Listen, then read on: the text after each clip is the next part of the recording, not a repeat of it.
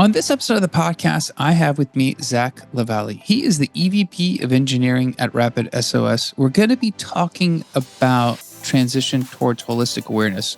We're going to be diving into talking about data, disconnected data, public safety, with the lack of consistency across those distributed systems. We're going to try to get as far as we can. There's a lot of other questions and topics I want to explore with Zach, but I appreciate you being on the show and thanks for taking the time. Absolutely. Thanks, Amir.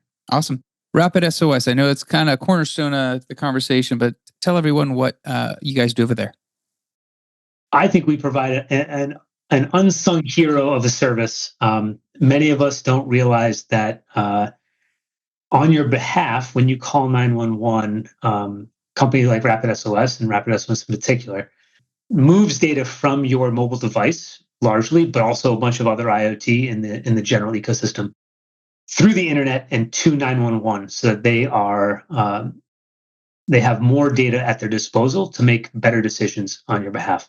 This started with location services, and so your phone knows pretty much exactly where you are. But the way that the industry emerged was through telephony, right? So we all had landlines 20, 30 years ago, and your landline doesn't move. And so it's very easy to understand where your phone was and where you are in relation to your phone when you were calling 911. As mobile became more pervasive and it is now ultra dominant in the space, triangulation off of cell towers started to become the norm.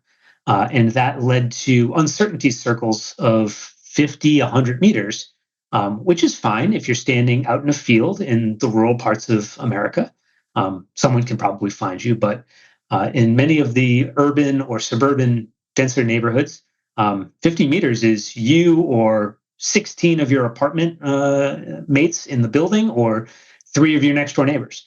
And when seconds matter in trying to respond to you, knowing that you're in your backyard having a heart attack is life-saving information. And so really that's where we emerged. And we've now grown to not only provide location services into 911, but a plethora of other informations, telematics, crash detection, video, a bunch of school safety information coming in as well. So that's really what we are, a conduit of the digital ecosystem into 911. Awesome. I mean, that sounds like easier to explain than to probably comprehend the challenges. That does not seem easy, the evolution you just described, and maybe we'll pick through some of that.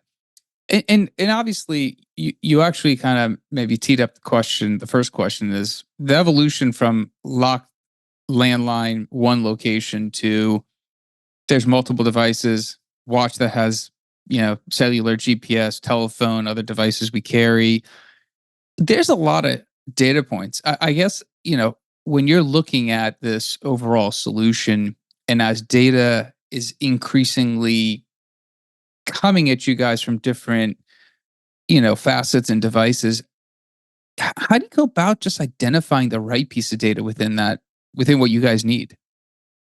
There's an awful lot. I will also just say that there's a hugely disconnected and disparate ecosystem in the 911 space to start with. So 911 is not federally consolidated. It's not even state consolidated. It is county. And so there are 6,000 or so 911 call centers across the country. Each of those is connected to multiple law enforcement fire agencies. So the disparity and the disconnect out is enormous. And so one of the first challenges is just to try to define the jurisdictional boundaries of each of these things, because by federal law, calls have to be routed, and accordingly, this data needs to be routed to the agency that should be responding to your call. And so a lot of what we do starts with really solid GIS mapping to be able to geolocate where a piece of information is emanating from and map that to who the right receiver of that information is, so that we abide by federal laws, and we also make sure that we don't create more hops in terms of transfer of, if we get it to your neighboring agency, they just need to transfer that over. And again, that's loss of time. So it's really important that we get the right information there. And so we're a cloud-based system, largely in Amazon and Azure. We are multi-zonal, sort of in US East, US West, load balanced across those, handling billions of payloads every single year. I think we support something on the order of 1 billion connected devices at this point, all alerting. And again, this isn't constant streaming. This is when there is something, we can tap into that feed or we get pushed that data. But yeah, that's where this sort of starts from. And again, it's finding who to route it to is actually probably the starting complexity. I guess maybe to backtrack a little, it is interesting, as you mentioned, 6,000 different call centers. And I guess when you're looking at this problem, and obviously you guys can identify the right piece of data, if I am making a 911 call and I do have multiple devices, is there a scenario where you guys are picking the best appropriate device? Because obviously, my watch and my phone both have, technically cellular. I guess is that part of the complexity? I mean, forget that. There's a lot of complexity, but I was just curious when it comes to pinpointing, what data, because people are carrying multiple cellular capable devices these days. Yeah, so we have arrangements and agreements with the OS providers of those devices. So Apple and Google are partners of ours. And so on the OS level, they are monitoring and helping make that cellular call. And so there's this point at which the dialer is up, you are dialing 911. The OS knows that. It then transfers, again, the responsibility of making that call to the carrier. So whether that be Verizon, AT&T, T-Mobile, whoever, they then have the responsibility of routing your audio call. The OS level knows that you dialed 911. And so that then becomes a relationship between Apple or Google with us. And they then send, and they have different mechanisms by which they do that. We do a cloud to cloud connection to say, what is the GPS location? What is the location of this caller? And we start to route that to the correct 911 jurisdiction. Once the 911 operator starts to interact with that, we can then have them request more information from the device, again, via us. So if you set up your, within Apple, you can have your medical ID and various medical records sort of set up and available. If you have made that available and sort of selected the correct things within your configuration settings, the 911 operator, if they deem that this is a medical emergency, because you might be calling in terms of a fire at your neighbor's house, but if deemed a medical emergency, the 911 operator can then request the medical information from your phone directly. We can then transport that into 911, and in some cases directly out to the first responders who will be showing up on your behalf. So that's a little bit of how the flow works between us. And all of it's kind of set up so that, again, privacy is a key component of this. We don't want to share any more data than is absolutely necessary, and we rely on people in the loop to sort of make those critical decisions, whether that be the 911 operator or first responders, to sort of request more information about you. Are you seeing, when it comes to privacy, not that this is a privacy-focused discussion, but out of curiosity, are you seeing, as more data points have become available, the increase in discussion of where that line's drawn? Because obviously, if there are more granular components, it's going to help. But obviously, there's always that question. It's interesting. It depends on who you talk to. So people who have utilized the system and been saved, or had their property saved by the information that was provided, are very thankful. Other people who are not users of the system or are just conceptually thinking about this, they go, and they hum and haw, and they wonder how we're doing it. And this is where we sort of try to create as many checks and balances as we can. We try not to be the store of that information, right? So we're not just aggregating it so that it's all sitting in us. We just in time request that information from available information sources. So to give you another example, we might see that there's a phone call from 911 about a burglary. So the 911 call comes in. We understand the location of the caller. The 911 agent is hearing that this is about a burglary. On our map, you can see the jurisdiction and you can see where that caller is located. Also, a part of our system is we get a lot of video camera feeds from local business. So you can see where all the cameras are in relationship to that. And then the 911 operator can click on a particular camera, which will then request a feed from that camera. So it's not like all the feeds are coming in all at once and we're constantly monitoring. It's only available when there is, a reasonable request for help in a particular area. So that's how, again, some of that system works within us, and we really try to maintain privacy and sort of rely on the public safety agents to make the calls on what would be valuable information to aid in a particular situation. Fault tolerant systems obviously are complex. This is one, when we see airplanes flying, there's always those systems where they cannot go down.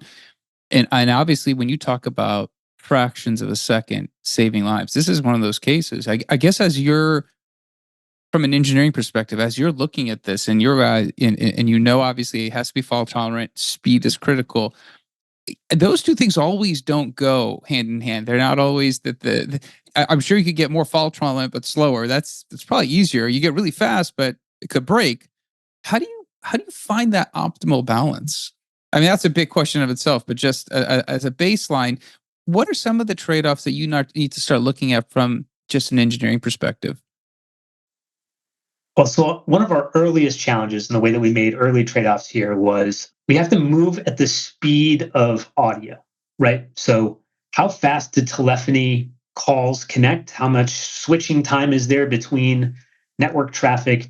And then how fast is information conveyed via a phone call, literally? And as long as we can be faster than that, that was kind of the speed threshold. So oftentimes our users say that they see the ding before they hear the ring. So on our map, you can see the little flag show up, indicating that a call is about to come. And then the phone will ring and, oh, okay, that's this. So that's kind of the speed with which we try to aim, is that we're at least as fast as the telephony audio call. From a fault tolerance perspective, we really strive to, maintain. Right now, we maintain about 4 nines. We're on a journey to reliably get to 5 nines. That is anybody in this space or anybody in the engineering space knows that journey is extremely difficult. So we're on that journey. Luckily, in the space that we're in, we are considered additional information, right? So the actual call for help is still the call. You can always still get the triangulation off the cell towers. That will naturally come in with the call. We are just additional, very helpful information. So we are abiding by the correct amount of uptime reliability that we need to, but we believe that in the future, this sort of digital footprint will actually become more reliable, more valuable than the audio call. I mean, literally, we are trying to save lives with a game of telephone, when we could be trying to use pictures, images, sort of this more expressive data to highlight where things really are. So that's where we make these trade-offs. So if ever our focus on reliability forces us to have a dip where we feel like we are going to be slower than the phone call, then we rethink. But yeah, we're constantly trying to up those nines while maintaining that level of speed at all times. I guess just something, I'm listening to, obviously, and I understand you guys aren't actually the, call center taking the call. They have a whole different responsibility. You guys are transferring the information. It is very much blurred line. As we're talking, I'm a layperson. I'm looking at this going, wow, this really gets tough in terms of the partnership. And I guess that's the tricky part. Left field question, because it popped in my head, and maybe someone out there is going to be thinking the same thing I am. So normally we see products tested, released. All right, something breaks. Okay. No one literally is going to suffer and maybe we'll be upset. There's a big difference. Instagram goes down. Okay, I'm angry. LinkedIn goes down. I'm angry.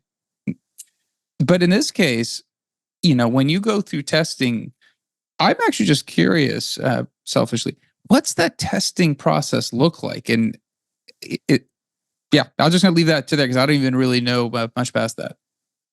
I mean, I think like any modern software company, right, starts with a solid cadre of unit tests, followed by integration tests, followed by contract tests. We've got a whole bunch of full suite regression tests. So again, as we're moving up the CI/CD pipeline, those things are just constantly running. Our team of QA engineers are then battering the system basically all the time, whether it's in production or not, trying to find where those flaws and those um, uh, again system issues are. And again, we don't really think about true defects. It's more, could this be misunderstood? What happens when you fat finger? It's the weird edge cases that the team is really trying to poke at.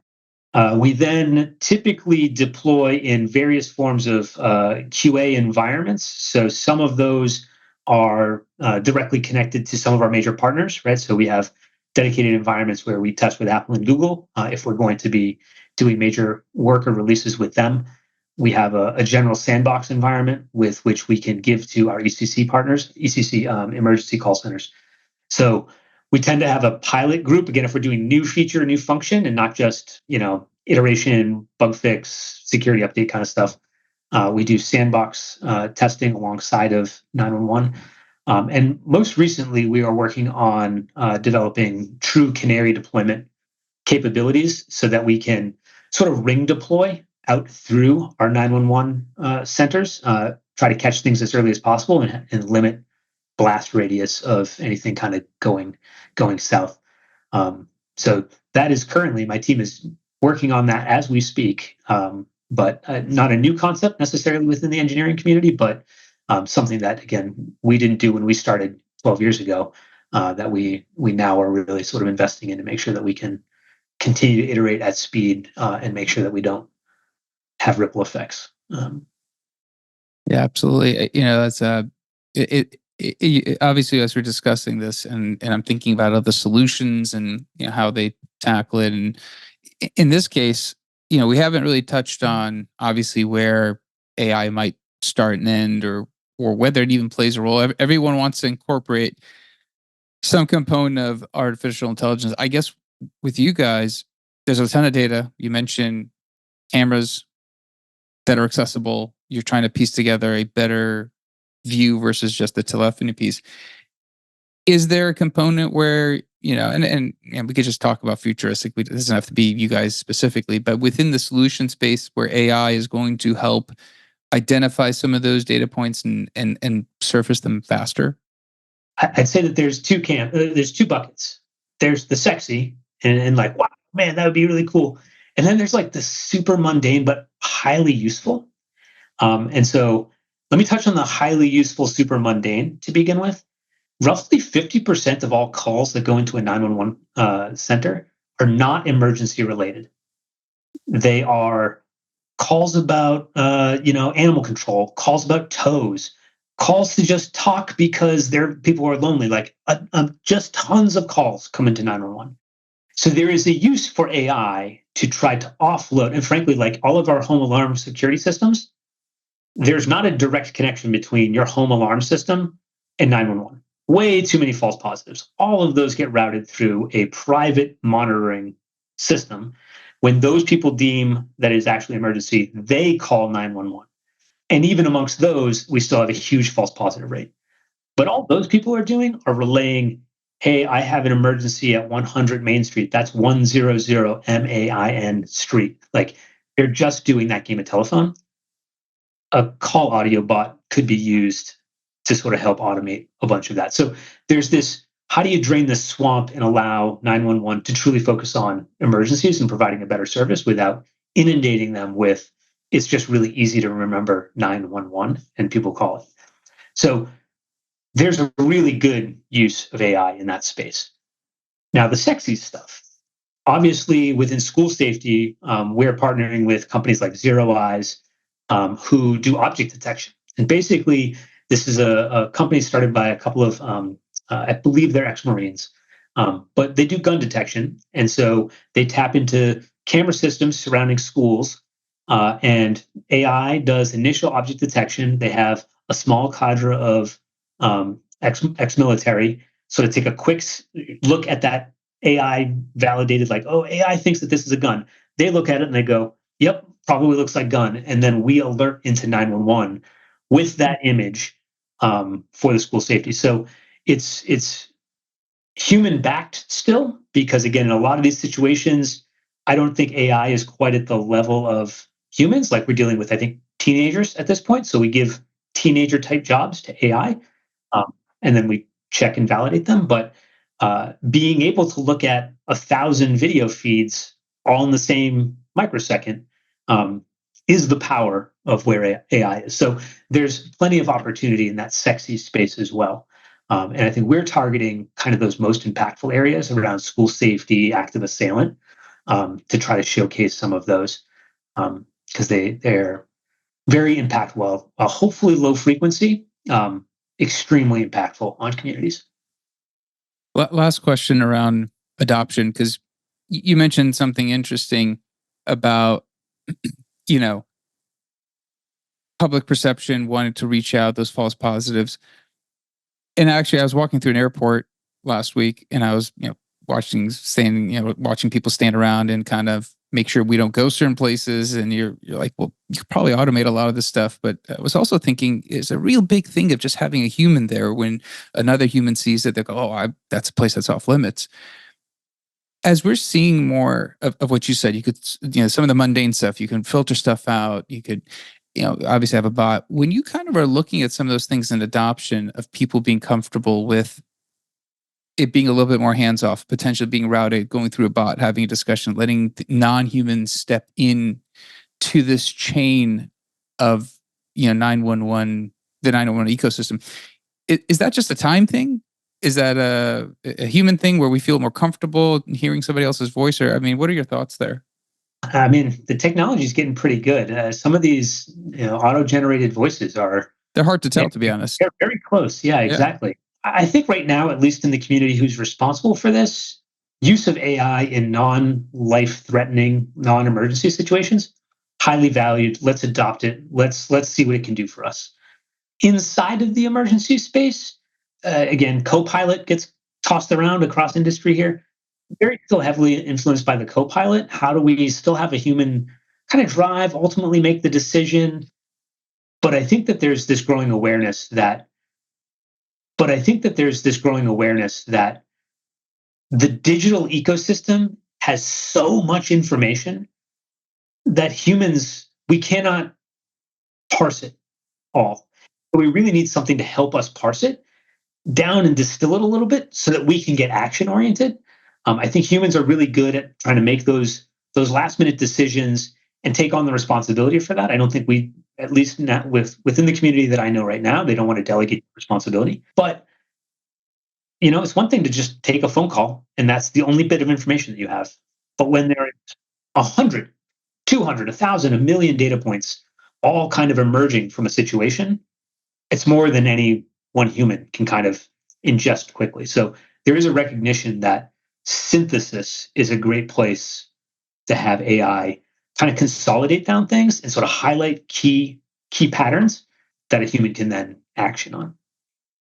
Awesome, man. I think as we keep speaking, I keep having ideas going. I think I could do this all day. You got to get back to being the hero that doesn't wear a cape, because you guys are doing some really cool stuff. I appreciate your time. If somebody wants to reach out to you to ask a question within relation to the podcast, obviously, what is a good way of connecting with you? LinkedIn is a great way, open to connections. Zach LaValley on there. Okay. Awesome, man. Thanks for your time. I really do appreciate it. Amir, thank you so much. Have a great day. Absolutely. All right. That's it for this episode. Be back again, different guest, different topic. Two things. One, I think we could have spent hours talking about this because it is really just cool what's happening and understanding how these layers untwine. We didn't even really get to some of the data and more probably sticky stuff. That's maybe down the road type of thing we can revisit with Zach, but share it with somebody else. I think it's really interesting, especially when we're talking about these fault tolerant systems. So much go into it. Please share it. And also like, subscribe, comment, review. Let me know how the podcast is doing. I'd love to hear from you. Until next time, thank you and goodbye.